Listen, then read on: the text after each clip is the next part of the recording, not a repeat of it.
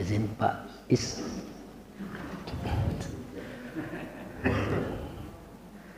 Assalamualaikum warahmatullahi wabarakatuh.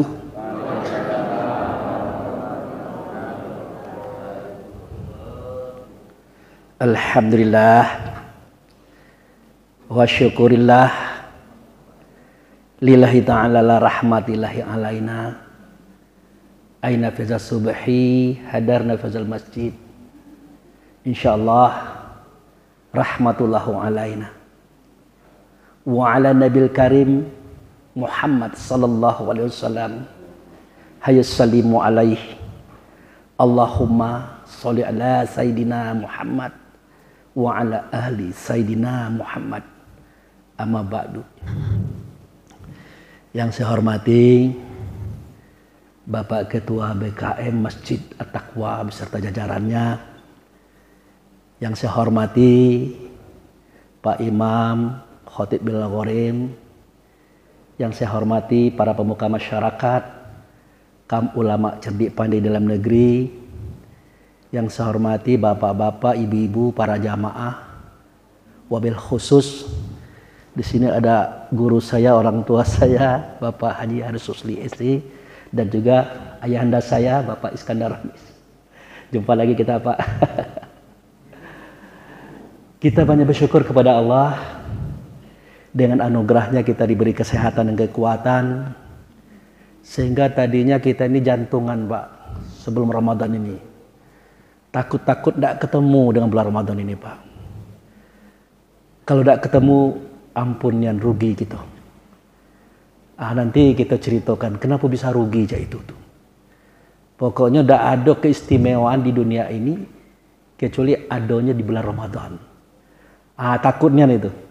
Sampai-sampai mungkin kita semua berdoa, ya Allah, pertemukanlah aku dengan bulan Ramadan dan izinkan aku beribadah di dalamnya dan mohon diterima semua amal ibadahku di dalamnya. Dan jadikanlah aku kembali kepada Engkau dalam kondisi fitrah atau suci sebagaimana aku dulu dilahirkan waktu bayi. Itu kehendak kita tuh. Nah, alhamdulillah, mudah-mudahan Bapak Ibu saya hormati, Allah jangan sampai kasih kita harap-harap cemas. Dikasihnya 3 hari, Pak, sudah dipanggil gitu. Belum selesai kerja tuh. Nah, nanti kalau sudah bulan Ramadan, Syawal, sempat 6 hari di bulan Syawal. Nah, kalau Allah nak manggil, maro kita pergi. Itu kan. Tak pula kita itu nian kan. Ya, dia manggil itu kan karena sayang, Pak. Karena sayang. Karena kita ini kadang-kadang lama-lama di dunia kok kalau bermasalah. Mumpung belum bermasalah, ya kita. Ya, itu ya. Oke. Nah. Kemudian kehadapan ikutan kita Nabi Muhammad Rasulullah Sallallahu Alaihi Wasallam, kita menyatakan salawat, Allahumma sholli ala Sayyidina Muhammad wa ala ali Sayyidina Muhammad amma ba'du. Jadi karena suasana kita sedang berpuasa di bulan Ramadan, jadi kajian kita itu, Pak Iskandar, tentang puasa, Pak. Iya, tentang puasa, namun tetap dalam versi ilmu tasawuf, karena itu yang Allah berikan kepada kita sebagai karunia-Nya. Baik, kita mulai saja, Pak Ali. Mohon dibacakan surat Al-Baqarah 183. Ya. Yang Ridwan yang mana? Wah, ya, silakan ke depan, Pak. Silakan ke depan, Pak. Ya, kita regenerasi harus berjalan terus. Silakan, Pak. Maju, Pak.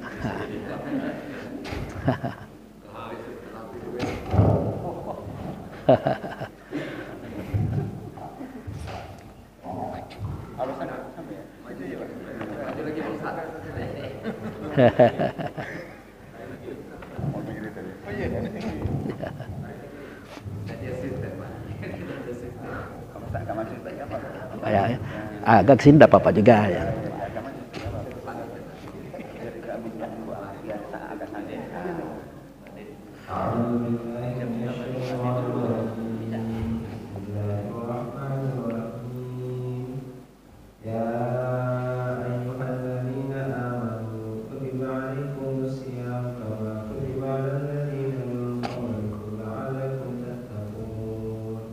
Terima kasih. Ayat itu kalau untuk di bulan Ramadan udah familiar. Dari Pak Ustadz sampai imam, muazin, bahkan jamaah itu hafal itu. Yang terjemahannya, wahai orang yang beriman, telah datang kepada kamu suatu kewajiban, suatu perintah untuk kita melaksanakan as-saum atau puasa. Dan itu dahulunya sudah diperintahkan kepada orang-orang sebelum kita gitu. Nah, jika kita sukses, mudah-mudahan kita menjadi orang yang bertakwa. Orang yang bertakwa itu adalah orang yang melaksanakan semua perintah Allah, menjauhkan semua larangan Allah, mencontoh apa yang Allah contohkan melalui Rasul, pergi kalau disuruh, datang kalau dipanggil, diam kalau tidak ada ilmu daripada Allah. Nah, itu orang bertakwa.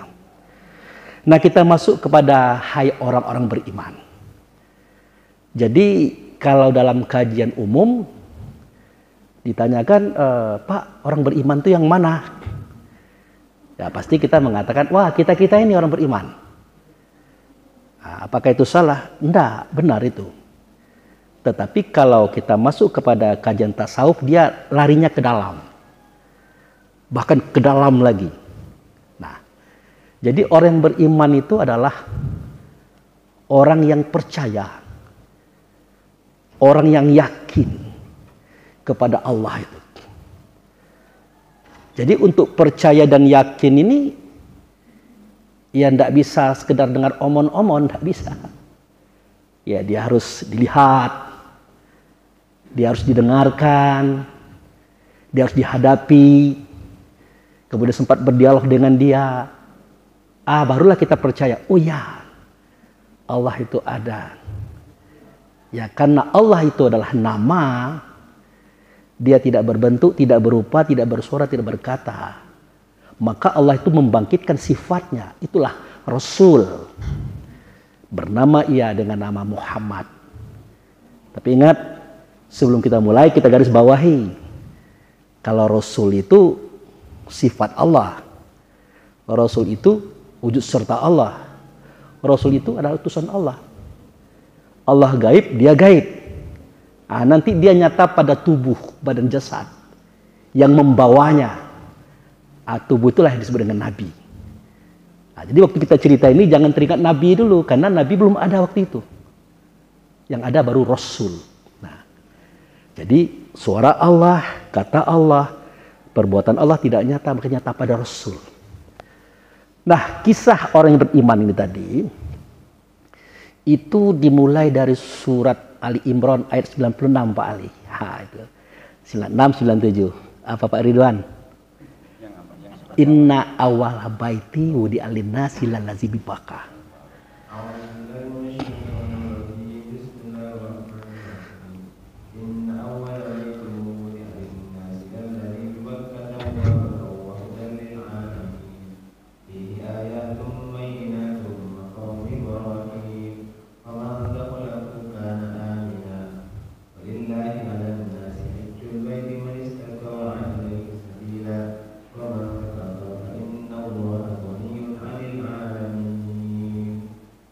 Terima kasih. Jadi tadi saya melihat ada saudara kita sambil nunggu komat dia baca kitab Quran. Itu sudah bagus Pak. Jadi kitab Quran itu sama dengan kita mengulang-ulang suara kata Allah yang ada pada Rasul, suara kata Rasul yang ada pada Nabi. Tercatat di pelepah koma, batu-batu, kayu-kayu, tulang-tulang. Kemudian di kertas, kemudian dibukukan di zaman Utsman. Jadi orang yang membaca kitab itu sama dengan orang mengulang-ulang. Itu bagus. Itu berpahala. Tetapi alangkah baiknya kita paham bahwa yang kita baca itu adalah keterangan. Keterangan dari Allah dan Rasul. Tapi benda yang diterangkan tidak ada di situ. Maksud saya, di dalam membaca kitab Quran, tidak hanya sebatas kita membaca, tapi terus menyelim paham dan maknanya. Sehingga kita mendapatkan hasil dan buah untuk kita suarakan, kita katakan, kita perbuat. Contoh, orang beriman. Nah, itu dia. Itu karena kita membaca ya ayyuhallazina amanu. Nah, itu. Jadi seketika ditanyakan, mana itu orang beriman? Ya kita-kita ini. Itu pun tidak salah. Tetapi kepada kajian tasawuf dia lari ke Ali Imran 96. Apa bunyinya? Sesungguhnya, kata Allah. Nah, ini kalau sesungguhnya tidak main-main ini Pak. Sesungguhnya. Nah, rumah yang pertama kali. Nah, kalau rumah pertama kali tidak ada rumah sebelum itu kan. Aku yang membuatnya. Nah, berarti Allah bukan tukang. Itulah rumah yang di negeri Bakkah. Bukan Mekah. Nah, itu dia. Rumah itu diberkati. Negeri itu diberkati. Petunjuk bagi alam semesta nantinya. Jadi isi alam termasuk kita, kalau mau minta petunjuk, ya ke sana. Instruksinya waktu itu seperti itu. Kenapa? Nah, sebenarnya bukan rumah itu yang petunjuk. Di dalam rumah itu ada orang yang membawa petunjuk, ada orang yang membawa agama.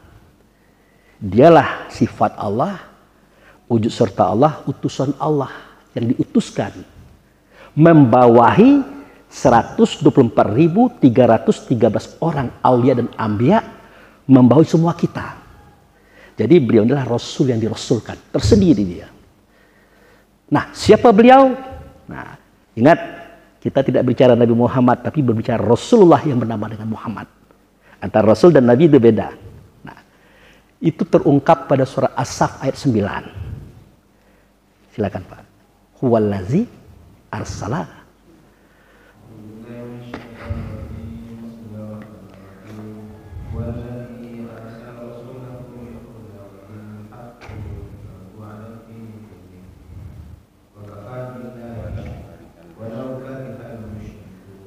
Ya.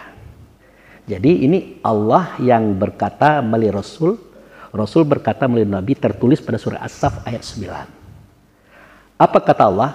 Nah, dia itu Allah mengutus Rasul. Allah mengutus Rasul. Rasul ini membawa petunjuk, Rasul ini membawa agama. Artinya petunjuk dan agama tidak di Allah, tapi ada di Rasul. Kata siapa? Ya kata Allah. Makanya kalau kita berdoa kepada Allah, bukan salah tidak, tapi strukturnya tidak pas.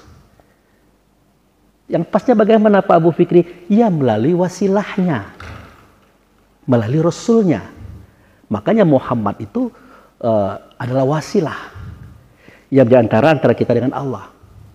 Nah, cobalah seperti ada beberapa hadis mengatakan, kalau kamu berdoa kepada Allah tanpa berwasilah kepada aku, tanpa bersolawat kepada aku, maka doamu tidak akan sampai.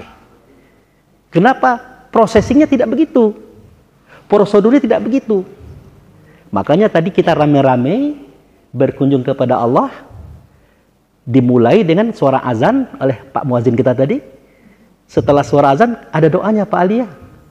Coba, Allahumma rabba hadhihi ad-da'wati tammah was-salatil qa'imah ati sayyidana Muhammadanil wasilata wal fadilah wab'athu maqaman mahmudanil ladzi wa'adta innaka la tukhliful mi'ad. Nah, luar biasa doa yang diajarkan oleh Allah dan Rasul ini. Jadi seketika kita berkunjung kepada Allah secara batinnya, di subuh, di zohor, di asar, di maghrib, di isya, bahkan di tengah malam, nah, ada azannya. Tapi kalau sholat malam itu kan tidak ada yang kita ajak kecuali diri kita sendiri. Ya tidak pula bapak-bapak nak azan tengah malam kan, nanti kejut pula orang sebelah rumah kan. Nah, sholat apa pula di tengah malam azan. Padahal yang diajak adalah diri sendiri. Jadi tidak perlu azan kalau untuk itu. Nah, setelah membacakan azan tadi, kita berdoa kepada Allah. Nah, kita berdoa kepada Allah. Judulnya begitu. Tapi isi doanya, ya Allah, yang memiliki seruan yang sempurna, sholat yang akan didirikan, hadirkan, atau tempatkan, atau nyatakanlah Sayyidina Muhammad sebagai wasilah, sebagai perantara antara aku dan engkau ya Allah. Nah itu. Etikanya begitu. Ati Muhammadani wasilah wal fadilah itu artinya hadirkan di engkau Muhammad itu sebagai perantara antara aku dengan engkau. Makanya di dalam surat Al-Baqarah yang bunyinya begini Pak Ali. Qad naru taqalluba wajhaka fis samai. A'udzu billahi minasyaitonir rajim. Qad nara taqalluba wajhika fis sama' falanwalliyannaka qiblatan tardaha fawalli wajhaka syatral masjidil haram wa haitsu ma kuntum fawallu wujuhakum syatrah. Itu terang itu. Kalau kita rajin baca Quran itu sudah bagus. Rutin apalagi. Namun akan lebih baik lagi kita menyelami apa yang kita baca. Nah, itu kalau kita baca terjemahannya misalnya. Sungguh, aku melihat kamu itu kalau menyeru menghadap ke langit. Kata siapa itu? Ya kata Allah. Melalui siapa? Melalui Rasul. Via siapa? Via Nabi Muhammad bin Abdullah. Maka tulisan itu ada pada kitab Quran. Kata beliau, ya enggak kayak gitu. Nah, tetapi hadapkanlah wajahmu kepada kiblat. Apa itu kiblat? Hadapan. Hadapan yang mana? Yang kamu senang dengan dia. Suka sama dia, cinta sama dia. Ya tapi jangan di sini. Kalau di sini aku adalah abangmu, adekmu, kaum kerabatmu, ponakanmu. Di mana? Di Masjidil Haram. Lagi-lagi kita diajak ke sono tadi. Nah, tapi waktu ayat itu turun kita sudah di dunia, tidak mungkin lagi kita ingat. Nah, tapi tidak bahasan seperti itu. Nah, maksud Rasulullah itu dia ingin mengatakan di dalam permohonan dan permintaan kamu tidak akan sampai kepada Allah. Tidak akan sampai. Kecuali kamu sampai sebatas kiblat, hadapan. Dia adalah Rasul. Rasul itu ada pada aku. Artinya, apapun yang Anda minta kepada Allah itu, ya melalui saya lah. Karena sayalah wasilahnya. Sayalah perantara antara kamu dengan Allah, antara Allah dengan kamu. Seketika Allah ingin mendidik kamu, tidak ada Allah turun. Seketika Allah ingin mengajar kamu, tidak ada Allah turun. Yang turun itu aku. Itu makna daripada wasilah atau perantara antara kita dengan Allah, antara Allah dengan kita. Cobalah perhatikan anak-anak kita. Waktu kita ngaji dulu kan tidak ada Allah ngajar ngaji. Pasti melalui Rasul via nabinya. Melalui nabi via sahabatnya dan seterusnya. Akhirnya sampai guru ngaji kita. Akhirnya sampai Pak Ali. Nah, kira-kira begitu gambarannya. Nah sewaktu itulah di dalam Baitullah tadi. Di negeri Bakkah tadi. Semua roh dikumpulkan. Nah, ini cerita ini ada pada surat Al-A'raf 172. Silakan Pak Ridwan. Wa iz akaza rabbuka min bani Adam.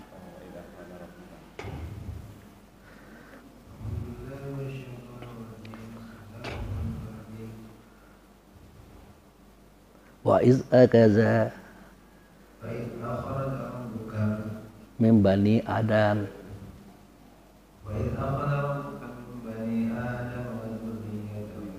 Min zuruti.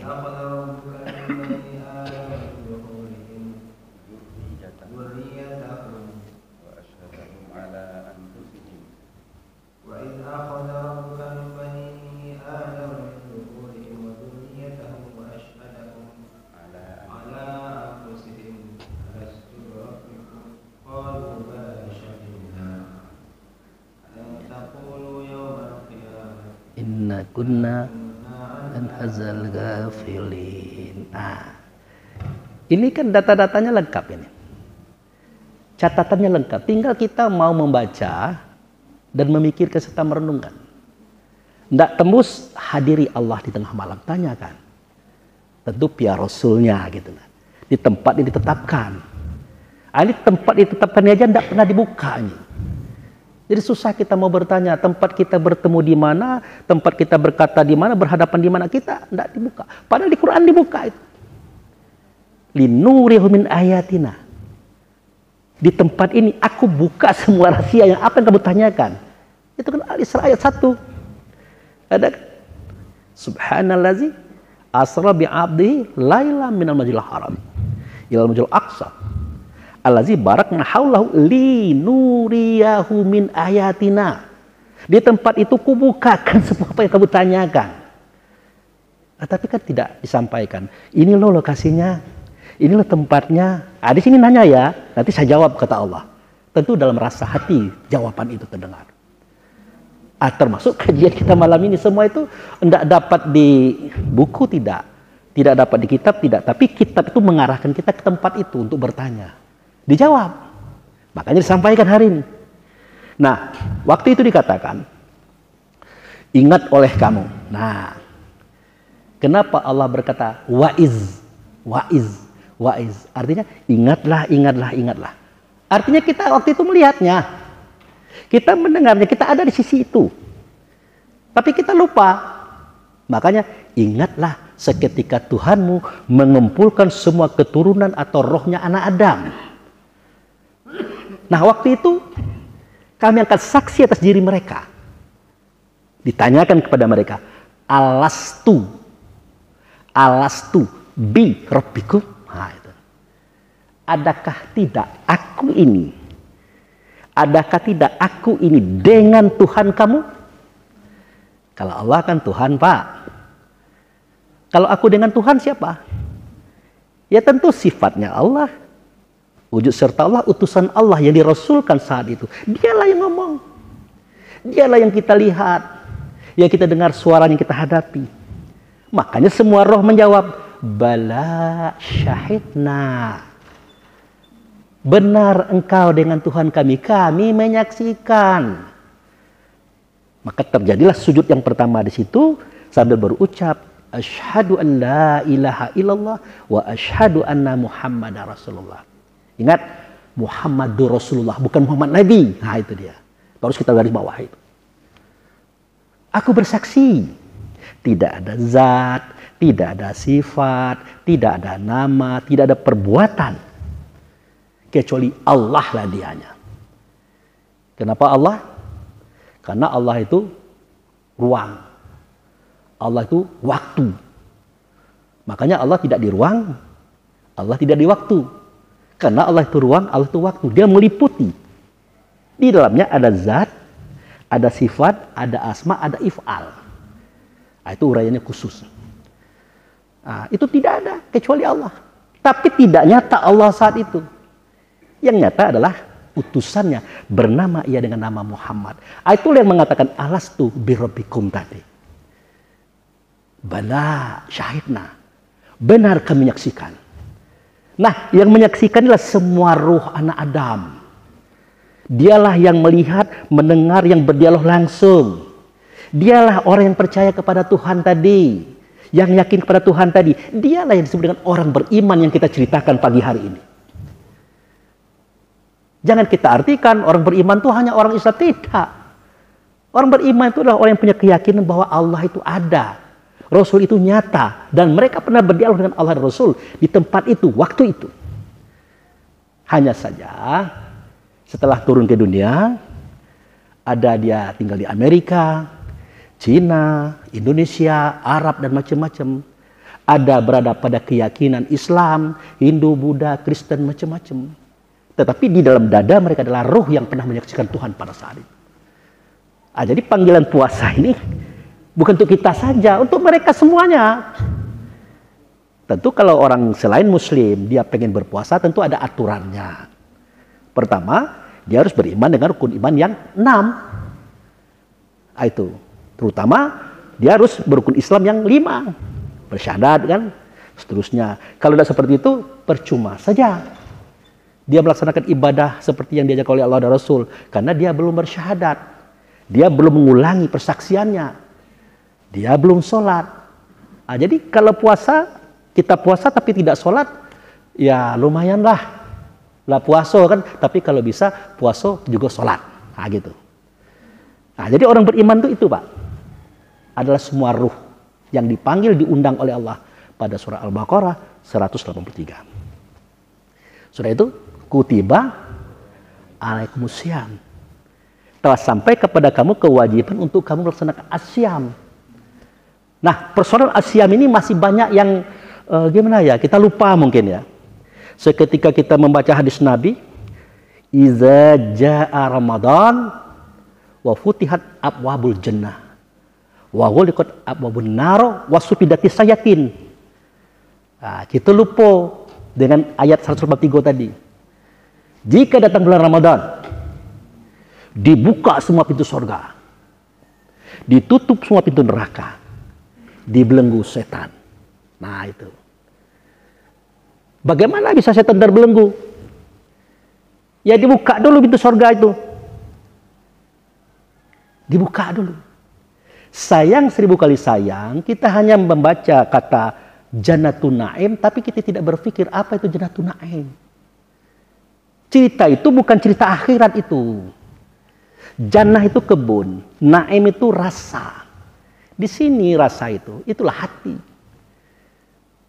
Nah, kalau Ramadan datang kan dibukakan pintu kebahagiaan, kesenangan, kenikmatan. Nak lapar cak manonian kita senang, enjoy. Cak jam 3 tu kalau lapar dan lahus nian, ai ko duit 1 juta berbuka yo, ai dak ada. Bayangkan. Kalau 1 miliar bagaimana Pak Bu? Tetap tidak ada. Karena nilai uang itu tidak ada bandingnya dibanding dengan Allah berikan kepada kita saat kita berpuasa dengan ikhlas. Gitu. Nah, jadi Jannatun Naim itu adalah kebun kenikmatan. Kebun itu adalah hati, nikmat itu adalah rasa dalam diri kita itu. Nah, jika datang bulan Ramadan maka kita gembira, senang. Pernahkah kita tanyakan kenapa kita gembira? Kenapa kita senang? Pada waktu itu, 10 hari yang pertama kata Rasulullah, aku tebarkan nikmat dan rahmat daripada Allah. Jadi pada 10 hari yang pertama itu Allah menebarkan kasih sayang dan kecintaannya.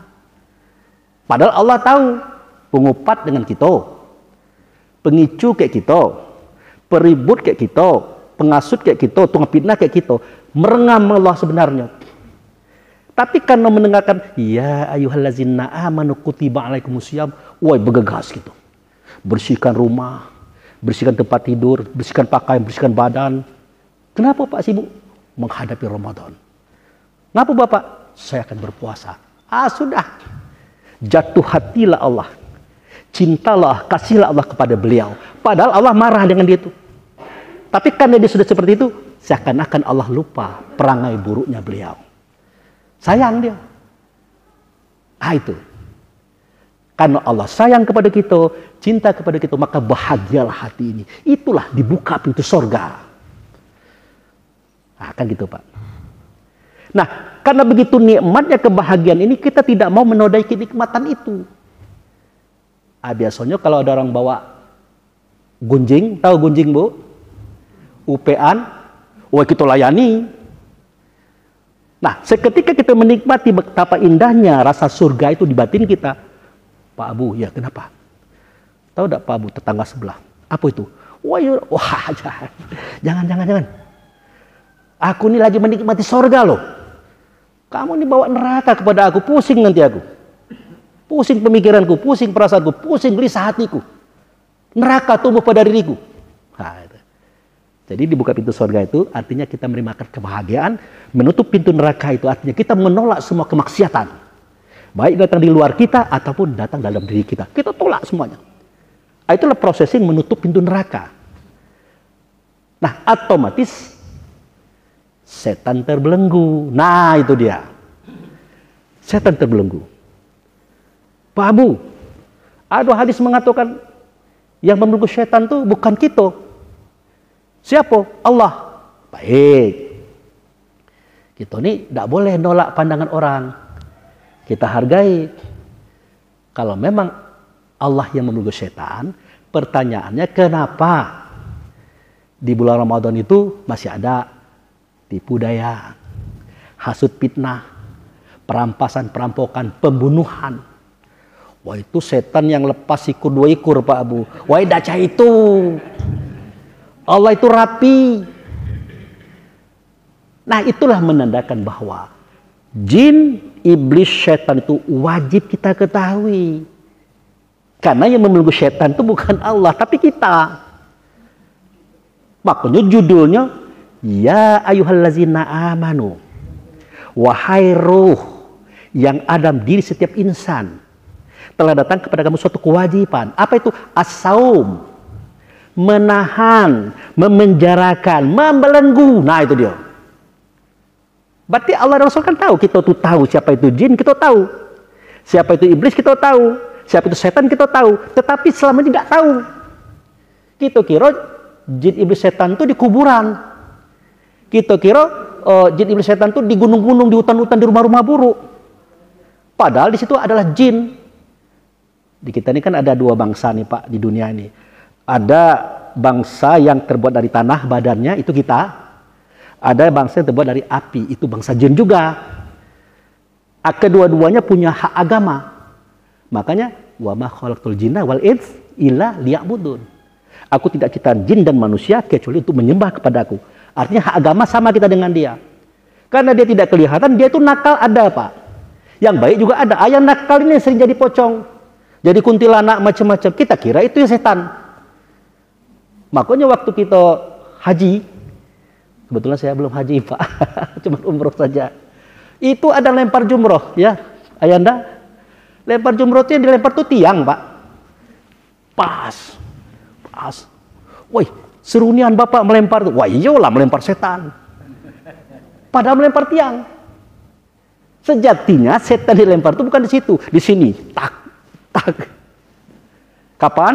Nah, seketika kita nak mulai menggunjing orang, membenci orang, mengambil hak orang, menjatuhkan orang, lempar setan. Jangan. Nah, itu lempar setan. Bukan ke sono, ke sini. Karena setan bukan dari sono, di sini. Allazi waswisu fis sudur linnas. Jin dan manusia itu dalam dada kamu, kata Allah. Kata Rasul. Nah, kembali. Jadi, yang dibelenggu itu setan, Pak. Yang membelenggu setan itu kita. Oleh karena kita lupa, bukan tidak tahu, kita lupa. Setan itu yang mana? Nah, jadi setan itu bermula dari jin dulu, Pak. Nah, kan begitu bahasa Rasul tuh, bahwa setan itu adalah bangsa jin. Jadi ceritanya mulai dari jin dulu. Baru naik ke iblis, baru naik ke setan. Nah, jadi mana itu jin? Nah, jin itu adalah dia ada, dia terasa, dia tersembunyi. Itu definisi jin. Dia ada, dia terasa, dia tersembunyi. Itulah sifat buruk setiap manusia. Karena manusia itu terbuat dari air sulbi. Ada surat At-Tariq, falyanzuril insanu mimma khuliqa mimma indafik yahruju min bain sulbi wa taraib. Hendaklah manusia memperhatikan, mempelajari. Dia itu dibuat dari apa? Manusia itu dibuat dari air laki-laki. Nah, karena kita sekolah di bidang kedokteran, kita ambil air tadi, kita bawa ke laboratorium, kita lihat. Ternyata isinya adalah jutaan ekor makhluk yang disebut spermatozoa. Pernah dengar itu, Ibu? Pernah? Palanya cak telur ayam, badannya banyak ekor cambuk. Itulah yang disemprotkan oleh ayahanda kita kepada bunda kita. Berlari dia. Apa yang dia cari? Ovum atau telur perempuan di dalam ovarium. Yang uniknya dia tidak pernah diajar, tidak pernah diarahkan, tapi dia tahu tempek relung-relungnya, dia tahu apa yang dia cari. Telur perempuan tadi berebut menghantam.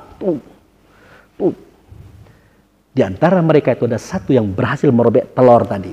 Dia masuk ke dalamnya. Itu pun bukan dia juga, ada satu titik di atas kepalanya, tek masuk. Maka sejak itu berkembanglah telur tadi hari ke hari, minggu ke minggu, bulan ke bulan, sampai dia terbelah. Pertama terbelah 2, terbelah 4, terbelah 8, terbelah 16, terbelah 32. Nanti kata Allah dan Rasul akan menjadi 33. Kapan? Seketika roh ditiupkan ke dalamnya. Nah, jadi antara manusia dengan roh sudah berbeda. Kalau roh itu kita. Kalau manusia dari bawah, dari bumi ini diciptakan Tuhan. Makanya timbul pertanyaan, Pak Abu, Spermatozoa itu kan kecil tidak nampak. Tapi siapakah yang hidup di dalamnya? Yang hidup di dalamnya itulah yang disebut dengan manusia atau jiwa. Nah, dibuka oleh Rasul rahasianya. Dari apa dia dibuat? Disebutkan oleh Rasul, dia itu terbuat dari 4 anasir. Pertama, anasir angin. Namanya roh rehan. Sifatnya pantang kelintasan. Tak pacak nengok orang kaya dikit. Nengok orang naik pangkat tak pacak. Nengok orang sukses tak pacak. Nengok orang cerdas dikit, pintar dikit tak pacak. Timbul iri dengki. Itu satu sifat manusia. Yang kedua, manusia itu kata Rasul terbuat daripada anasir air. Sifatnya pantang kerendahan. Artinya dan tidak dibawa, tidak dipucuk tuh. Hebat-hebat dia, pintar-pintar dia, suci-suci dia. Orang lain lah kotor galau. Itu. Yang ketiga, dia terbuat dari anasir tanah. Sifatnya rakus, pantang kekurangan. Duitlah banyak, hartalah banyak, pangkatlah tinggi, masih juga cungkil-cungkil punya orang. Yang keempat, dia pantang tersinggung dan tidak mau kalah. Karena terbuat dari anasir api. Jadi 4 sifat ini digabung, pantang kelintasan, pantang kerendahan, pantang kurang, pantang kalah, muncullah 10 sifat. Ajib, riya, takabur, iri, dengki, hasud, fitnah, tamak, loba, sombong. 10 tambah 4, 14. Muncul 3 sifat, benci, dendam, menghancurkan. 17 sifat. Setiap tubuh badan jasad manusia mengandung 17 sifat buruk. Tapi walaupun buruk, dia adalah potensi untuk ditumbuh kembangkan menjadi baik. Tapi itu ceritanya lain lagi itu. Nah, itulah dia. Ada, dia terasa, dia tersembunyi. Itulah jin pada diri kita. Pernah tak ibu-ibu merasa iri kayak kawan? Kita jualan kan? Dari pagi sama-sama buka. Kita belum laku, kawan dah laku. Ada rasa itu. Wah, untunglah kita orang baik, kita berdoa, ya Allah berilah aku rezeki. Kalau orang buruk, apalah yang dipakai? Jangan-jangan pakai dukun. Nah, itu. Itulah jin, Pak. Seketika saya melihat Pak Hali, pacak hafal Quran, lah pacak punya rumah pula, lado mobil pula, timbul iri dengki saya. Artinya, itu jin saya sudah mulai mengamuk. Itu jin saya sudah mulai mengamuk, itu Pak Hali. Udah itu, tidak puas. Cari kawan. Nilai lagi nih. Kalau jin tadi dia ada, tersembunyi, terasa. Kalau sudah bersuara berkata, bukan jin lagi, berubah nama menjadi iblis, berbisik-bisik. Cari kawan. Tahu tak Pak Ali? Apa? Imam Masjid Taqwa itu. Ya kenapa? Lambai rumah pula kawan gini. Ada mobil pula, lang imam pula.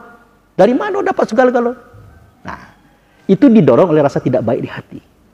Kalau sudah bentuk keluar suara, kata, itulah iblis. Iblis yang berbisik-bisik. Kenapa bisik-bisik? Karena tidak langsung ke beliau, ngomong di belakang. Itu iblis. Jadi jin, iblis. Yang ketiga, setan. Kapan? Seketika saya mencelakakan usaha Pak Ali, seketika saya mencelakakan Pak Ali. Saya lakukan, trak. Akhirnya mobil dia terbalik. Akhirnya dia tidak meninggal tapi lumpuh. Alhamdulillah, kata saya. Padahal sudah mencelakakan orang. Itulah setan, kata Allah. Itulah setan, kata Rasul. Yang harus kamu belenggu. Makanya pada surat Yasin ada kalimat yang berbunyi, Alam ahad ilaikum ya bani Adam. Ya. Alam ahad ilaikum. Alam ahad a'udzubillahi minasyaitonir rajim. Alam ahad ilaikum ya bani Adam alla ta'budu syaitan. Innahu lakum aduwwum mubin. Ini Allah dan Rasul ngomong, masa tidak percaya? Akulah ngomong kayak kalian itu wahai anak Adam, jangan menyembah, jangan mengikuti rasa buruk dalam dadamu. Sesungguhnya bagi kamu, setan itu nyata. Pacak ditengok, pacak didengar, pacak dipegang-pegang, digemes-gemes ini. Ini Allah yang ngomong. Mana dia Pak Abu? Ingin lihat? Dia tuh kita tulah. Kapan? Seketika rasa buruk tadi kita jelmakan untuk suara dan kata serta perbuatan, itulah setan. Makanya kalimatnya telah datang kepada kamu suatu momentum, suatu kewajiban untuk kamu membelenggu setanmu. Nah itu. Ya Bu. Nah, ingat Bu ya, Pak. Jadi kita berpuasa ini membelenggu jin iblis setan kita. Jangan sampai kelak makan laida, minum laida, berhubung suami istri laida di siang hari, tapi cerocos laju juga. Ya kan? Ngupek laju juga. Menipu laju juga, menindas laju juga, zolim laju juga. Makanya kata Rasul, betapa banyak orang yang berpuasa, tetapi tidak dia dapat kecuali lapar dan haus saja. Kenapa dia dapat lapar dan haus saja Bapak Ibu? Karena yang katanya puasa itu tidak makan, tidak minum, itu yang puasa. Padahal tidak makan, tidak minum, tidak berhubungan suami istri siang hari, itu bukan puasa. Bukan menahan, tetapi tando berpuasa. Biar kita tidak lupa. Gitu. Tandonya itu. Lagi tandonya dilanggar, batal puasa gitu. Apalagi yang di asaumi tadi, yang dibelenggu tadi kita lepaskan galau. Iya. Kusut. Ibu. Kusut. Ini yang kita takutkan. Sahur gitu, gulai lah mantap, biaya lah besar, minuman tak tanggung-tanggung, pakai jus pula pagi-pagi kan. Tapi tidak pakai es Pak. Sudah. Datang pagi, mulai beli sayur, mulai keletar-keletor lagi tuh. Nah lupa kita. Mulai jin tadi muncul, iblis tadi muncul, setan lah muncul pula. Padahal kita disuruh membelenggu. Jangan lupa Pak. Jadi telah datang kepada kamu suatu kewajiban wahai ruh untuk kamu belenggu setan dirimu. Jika kamu sukses, mudah-mudahan. Ini Allah tidak janji ini. Mudah-mudahan. La'alakum tak takut. La'alakum itu artinya mudah-mudahan. Mudah-mudahan kita menjadi orang bertakwa. Karena orang ahli surga itu orang bertakwa Pak. Kalau dia bertakwa kan tidak bisa. Nah itu saja kira-kira yang bisa saya sampaikan untuk pagi hari ini. Mungkin ada pertanyaan atau apa, kita coba untuk menjawabnya. Baik, silakan Bapak Ibu. Ya Pak. Alhamdulillah. Jadi sebutkan iman ya. Iya Pak. Menuju mutakin, menjadi takwa ya. Iya Pak. Saya pernah dengar ceramah itu ada tingkat-tingkat. Yang pertama iman, Islam, lalu muhsin ya. Muhsin, iman, lalu Islam, ada Islam. mukhlisin, lalu baru mutakin gitu. Nah kalau iman itu mungkin ya kulun amanabillah, percaya kepada Allah, kepada malaikat, kepada kitab, ada 6 katanya ya. Lalu kalau Islam itu ya mungkin ada 5 ya. Kita belajar dulu kan. Iya Pak. Nah kalau muhsin itu ada enggak rukunnya atau kriterianya? Ya. Jadi orang yang muhsin untuk menuju ke mutakin. Ya. Nah, karena dari muhsin itu belum tentu bisa. Ada yang lebih tinggi lagi namanya mukhlisin. Ada enggak rukun mukhlisin? Dan kalau mutakin itu apa kira? Ya. Itu satu. Lalu kedua tadi saya tertarik karena beberapa kali saya tuh pengen tahu persis. Sempat sama Pak Aris, sempat saya diskusi ya, tanya Pak Arius, saya tuh serang aja alhamdulillah saya tuh diberi kesempatan untuk melihat setan, jin ya. Ya. Jadi makanya saya lihat-lihat apa memang ada namanya setan itu atau jin atau bukan jin ya. Karena khalaqnal insa wal izin wal jin ya. Jadi sebenarnya makhluk Tuhan itu aja insan dan jin gitu. Nah, ada yang disebut dengan iblis, setan namanya. Kalau saya baca-baca juga tuh, rupanya itu bisikan hati. Jadi ada iblis dari jin, iblis dari manusia. Jadi setan dan iblis itu memang munculnya dari sikap hati gitu. Nah, jadi 2 pertanyaan ini. Yang pertama tadi, apa memang ada rukun? Tingkatan-tingkatan. Rukun. Terus kedua tentang makhluk di dunia ini memang ada yang namanya makhluk jin. Karena memang diciptakan cuma 2 aja, manusia dan jin. Ya, makasih. Mari Pak. Jadi Nabi Muhammad ini kan guru. Dia membawa agama, dia membawa petunjuk kan. Nah, sebenarnya membawa petunjuk agama itu Rasul. Tapi ada pada diri Nabi. Nah, kalau dia guru, dia mengajar tuh pakai metode Pak. Ada metode TK, SD, SMP, SMA. Nah, dengan berbedanya kelas tadi, seakan-akan pelajaran itu berbeda-beda. Sebenarnya tidak berbeda, yang berbeda itu cuma tingkatan-tingkatannya saja. Seperti yang Bapak Iskandar tanyakan tadi, antara ihsan dan mukhlis. Nah, kan gitu Pak ya. Nah, ihsan itu kan bukan antara ikhlas dan mukhlis kan. Kalau ikhlas itu perbuatannya. Kalau orangnya mukhlis. Nah, inilah orang yang sukses di pandangan iblis. Nah, ini kita bercerita bukan iblis dalam dada, tapi iblis bangsa jin. Waktu dia ditantang oleh Allah tuh, "Hei iblis, kenapa kamu tidak mau sujud kepada Adam?" Dia jawab kan, "Ana khairu minhu, aku lebih baik daripada dia. Khalaqtani min nari wa khalaqtahu min tin." Kau jadikan aku dari api, dia dari tanah. Dan seterusnya. Akhirnya kata Allah, "Udah keluar kamu. Kamu terkutuk."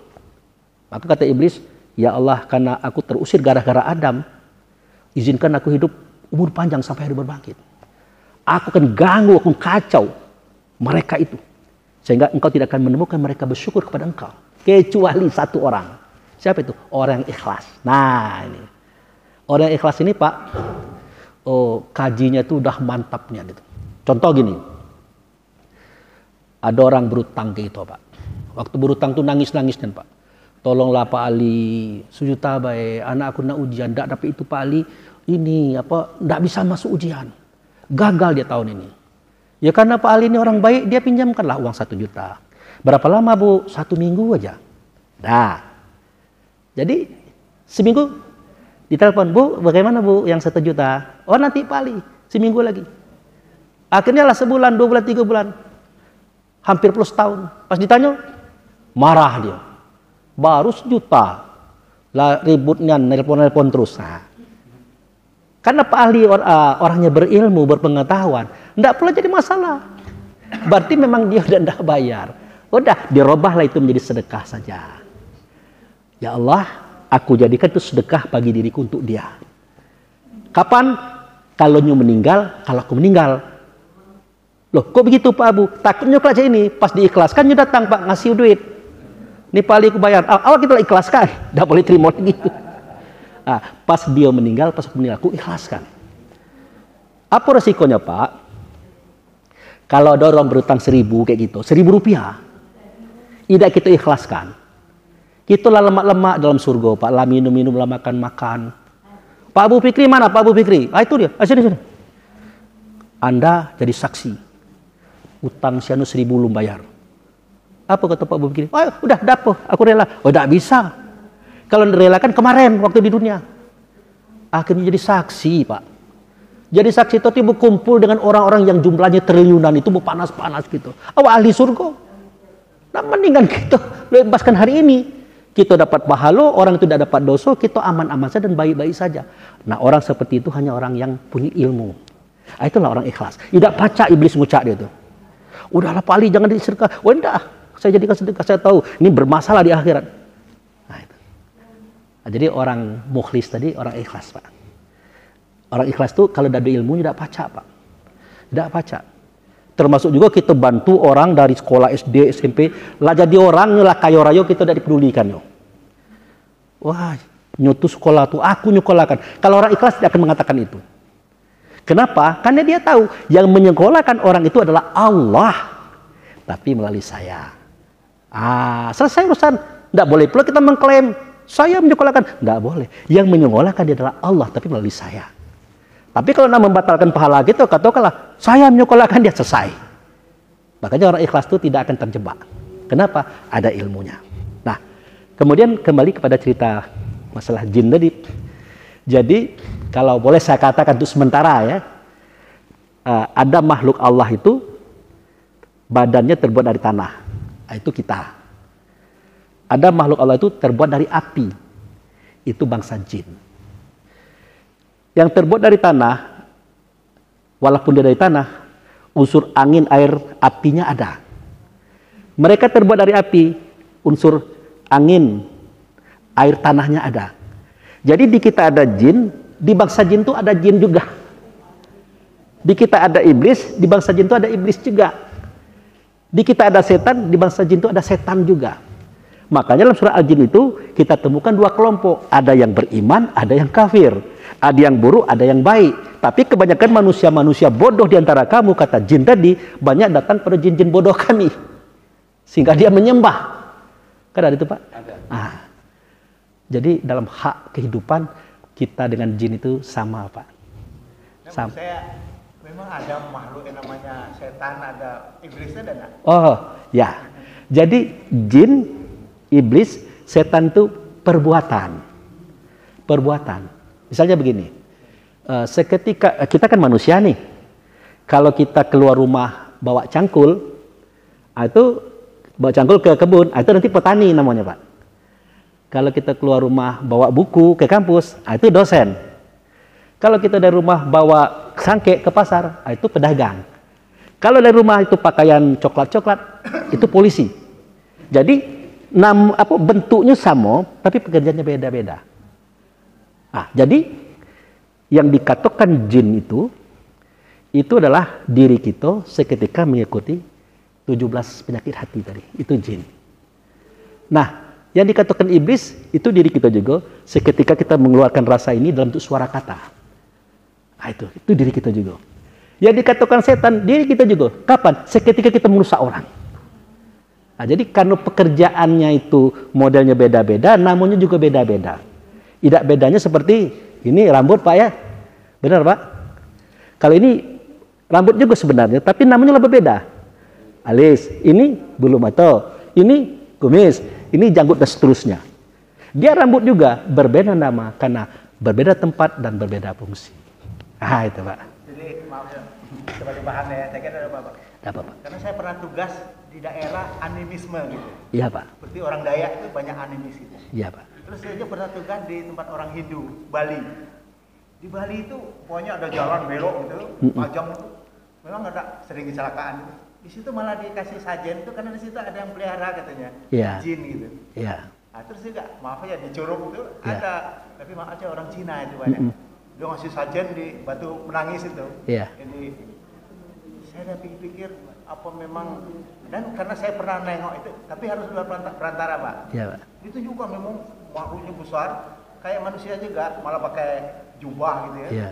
Ada istrinya, ada anaknya. Jadi saya pernah waktu itu ditawari, udahlah, kalau memang mau ketemu, nanti kasih doa-doa untuk bisa ketemu. Mantra. Benar, Pak. Benar, Pak. Tapi saya pikir, karena waktu itu kan saya sama siapa Ustaz itu Muhammadiyah tuh, udah jangan apa ini tidak ada gitu ya. Dia dianggap apa ya. Iya. Jadi akhirnya enggak. Tapi umpamanya saya terima dulu bisa ketemu. Bisa. Jadi saya dengar waktu Pak Gus Dur di unjuk rasa itu, sebenarnya kalau saya bisa berkomunikasi, kalau saya datangkan jin dari Jawa Timur, datang bisa. Tapi dia tidak mau gunakan karena saya dengar tuh kalau kita bersahabat dengan kalah kita, karena ada makhluk gaib, kita makhluk yang nyata gitu. Iya. Jadi kembali pada tadi, saya pikir mau apa memang hanya inna khalaqna jin wal insan gitu ya. Iya. Sehingga nanti saya juga pernah baca tuh kalau yang namanya setan iblis itu bisikan. Ya. Jadi ada setan di hatinya jin, iblis, di hatinya jin, ada setan di. Iya, benar. Sebagai bahan. Jadi manusia ada jin juga, ada iblis juga, ada setannya juga. Bangsa jin ada jinnya juga, ada iblisnya juga, ada setannya juga. Sama persis. Mereka itu hidup, mereka itu mati, mereka itu beranak pinak. Mereka berdagang, mereka makan minum, Pak. Tapi yang bos besar itu tidak mati-mati, Pak. Kan dia minta, panjangkan umurku sampai hari berbangkit. Kata Allah, oke, siap, silakan. Akhirnya larang kau kawan tuh. Kemana-mana ditandu. Yalah tua, Pak. Dan tidak mati-mati, karena janji dia. Nah itu. Jadi seperti itu, Pak. Jadi benar. Yang Bapak katakan tadi, sesajian-sesajian itu kan kerjanya jin. Karena jin itu punya makanan. Untunglah makanan jin ini tidak sama kayak makanan kita, Pak. Dia itu cuma menyerap rasa, sari. Kita kan makan daging kan enak. Rasa enaknya itu dimakan itu. Kita makan apel manis, rasa manis itu diambilnya. Makanya kata Rasulullah, pagarlah semua makanan itu dengan membaca bismillah sebelumnya. Biar tidak dimakan kawan nih. Dia tidak ada makan serbuk-serbuk, tidak. Makanya sesajian itu tidak akan hilang, Pak. Kalau hilang biasanya itunya itu yang ambil, Pak. Kunciannya itu ngambil. Ini sebagai bahan aja ya. Ya. Saya pernah tugas di Ambarawa. Iya. Ambarawa itu ada danau rawa bening gitu ya. Jawa Tengah tuh, Pak ya. Jadi di situ masyarakat tuh kadang-kadang sering bertamu ke tempatnya jin. Jadi kalau menurut penjelasan orang situ ya, orang Jawa tuh lebih banyak percaya sama jin. Nggak usah jauh-jauh di, maaf ya. Orang Klaten lain Kak. Nggak di Jogja itu, saya terus terang aja Pak. Maaf aja, tapi nggak usah cerita ya. Hamengkubuwono itu memang ada tempat bertemu khusus dengan jin, ada tempatnya di apa di keraton itu. Ya. Jadi ada yang bisa berhubungan dengan jin. Ya. Nah, katanya Nyi Roro Kidul katanya. Ya. Tapi apa benar modal mati kecil ya? Ya. Orang Jawa. Terus kedua, kalau orang Sumatera ya, kalau orang Sumatera terus terang aja Pak. Saya karena ini orang tua dulu kan, jangan situ ada penunggunya. Jadi ada penunggu. Jadi kalau menurut penjelasan yang saya diketemukan itu di hutan-hutan itu ada apa pohon yang serem-serem, Ya. kadang-kadang merinding itu. Di situ katanya ada memang makhluk jin itu. Iya. Sehingga kalau maaf ya ini orangnya bukan orang Jawa. Kalau kita mau tahu-taunya mau kencing gitu ya. Iya. Jadi kalau orang Sumatera Pak, maaf ya saya masih percaya itu nenek numpang kencing gitu. Kalau udah itu kesapo katanya. Jadi benar Pak.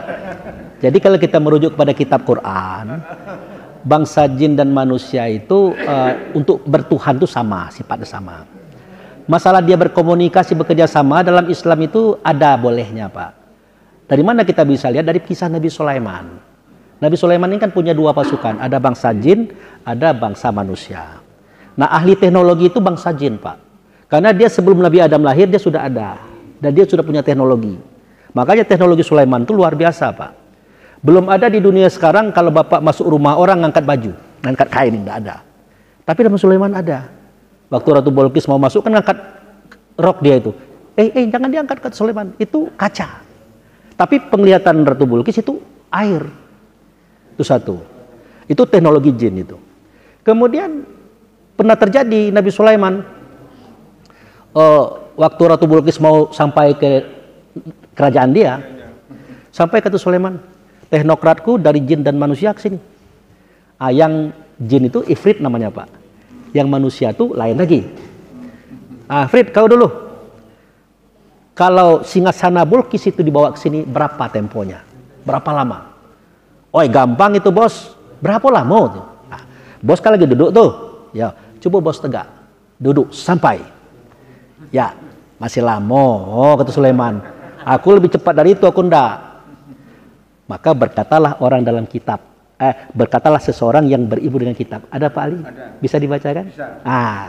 A'udzu billahi minasyaitonir rajim.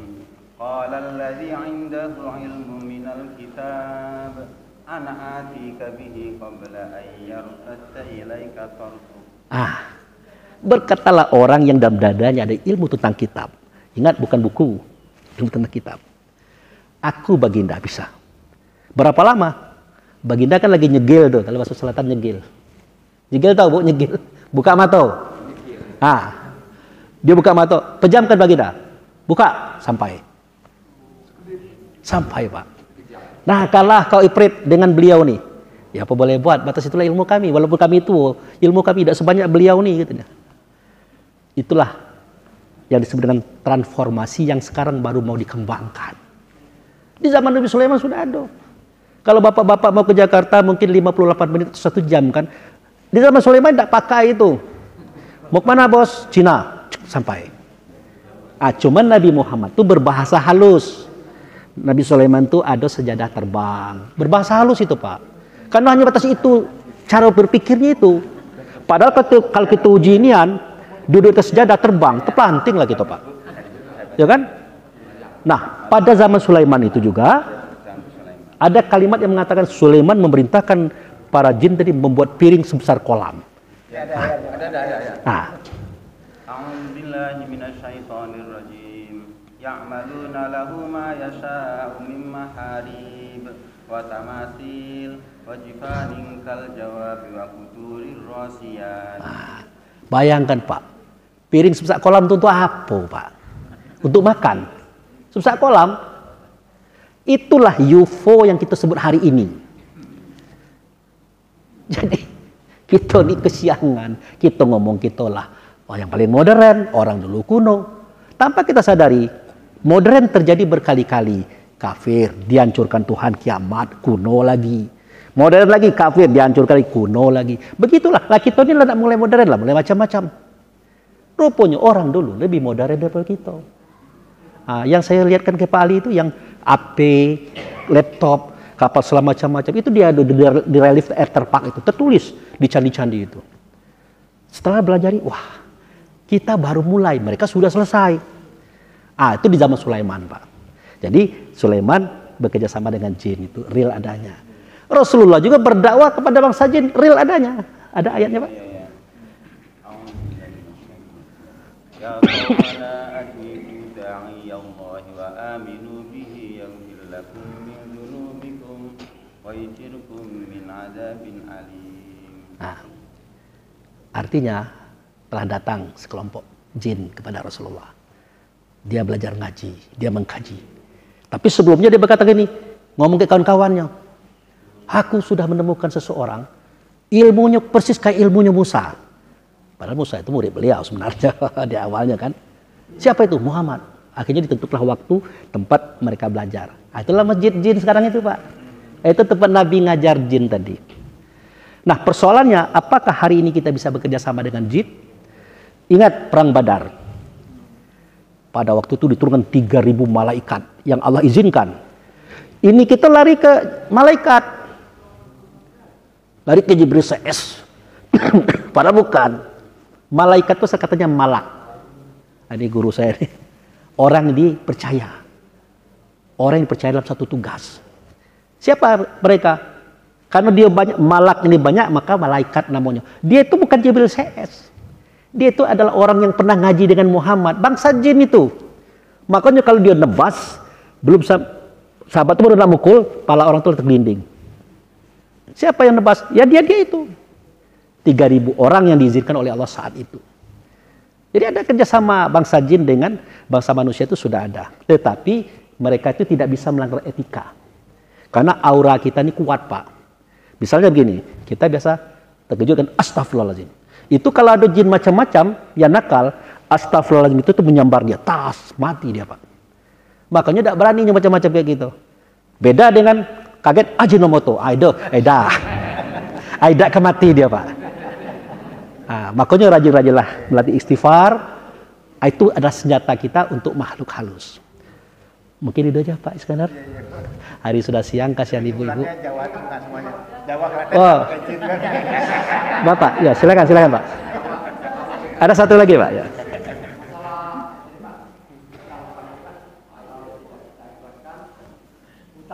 Ya Pak. Ya. Nanti kalau sudah perhitungan nanti apa katanya ada untuk dulu. Oh enggak lagi Pak. Makanya ibu-ibu, bapak-bapak, kalau ada orang berutang, maaf ya Pak ya. Memang ngomong ini mudah Pak, prakteknya susah. Orang berutang 1 miliar, nah. Ya, banyak 1 miliar itu. Lah diminta, lah ditagih, lah diminta barang hartonya sebagai pengganti utangnya, enggak mau juga bayar. Enggak perlu kita polisikan Pak.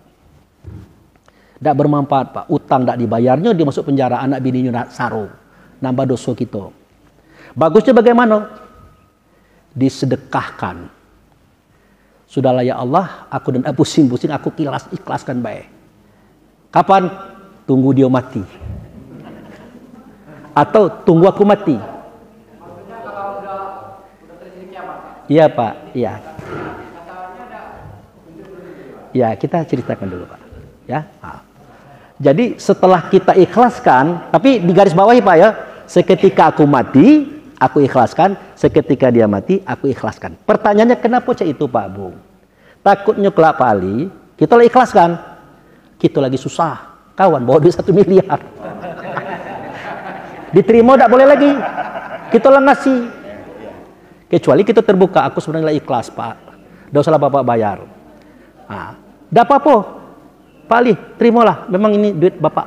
Itu lain lagi ceritanya. Kalau tidak balik kan, kita diam-diam aja, kita terima. Itu. Jadi maaf, saya sebut dulu ya. Iya, Pak.